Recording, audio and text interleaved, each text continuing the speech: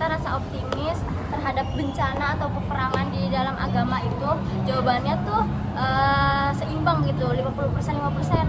Jadi 50% ke arah optimis, 50% lagi ke arah kayak bisa dikatakan pesimis gitu. Karena contoh yang kita ambil contoh dari negara Palestina sama Israel. Jadi kan diserang gitu kan Iran oleh Palestina oleh Israel. Nah pasti negara Palestina ini tuh penduduknya ada merasa kayak takut gitu. Karena apa? Karena dia menghadapi beberapa banyak serangan dari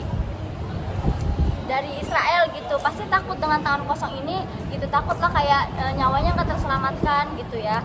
Terus juga optimisnya itu ya pasti percaya gitu bahwa kita ini ada dalam lindungannya Allah gitu kan.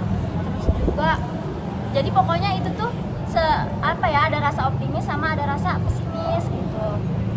Agama sering dianggap sebagai konflik. Nah jadi sebenarnya itu semua agama itu benar, semua agama itu baik, semua agama itu nggak ada yang salah. Jadi yang salah itu dari diri kitanya sendiri gitu, dari orang-orangnya tersendiri.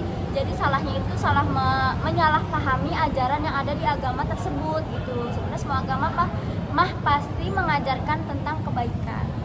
Nggak ada gitu agama yang ngajarin tentang keburukan, tentang kayak harus boleh nih maling gini, boleh nih berzina, pasti gak boleh. Di semua agama melarang itu. Pertanyaan yang kedua, filsafat agama. Apa sih itu filsafat?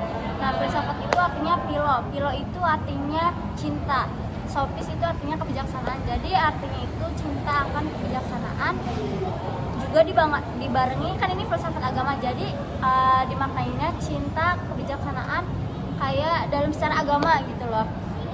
Nah, terus di dalam filsafat itu membahas apa aja sih? Filsafat itu kan cabang ilmu yang membahas secara rasional, secara kritis gitu.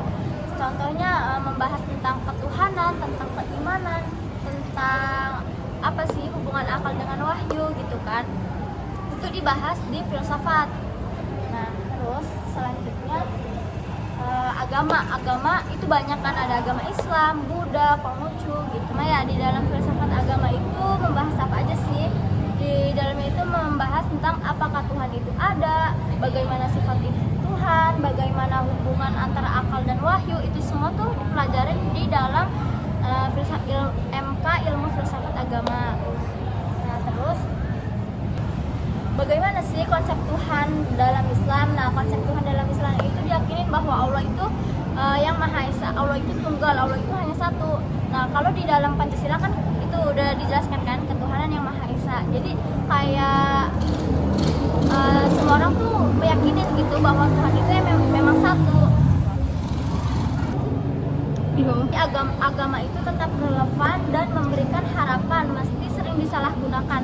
Jadi agama pasti relevan gitu, meskipun banyak kan orang-orang yang menyalahgunakan atas nama agama, membawa-bawa atas nama dasar agama. Terus di sini filsafat agama itu membantu memahami agama secara rasional. Jadi filsafat ini membantu loh pertanyaan-pertanyaan yang enggak dibahas di dalam Al-Quran gitu. Terus yang selanjutnya tauhid. Tauhid itu adalah inti konsep Tuhan dalam Islam. Yang mungkin cukup sekian dari saya, kurang lebihnya dimohon maafkan. Wassalamualaikum warahmatullahi wabarakatuh.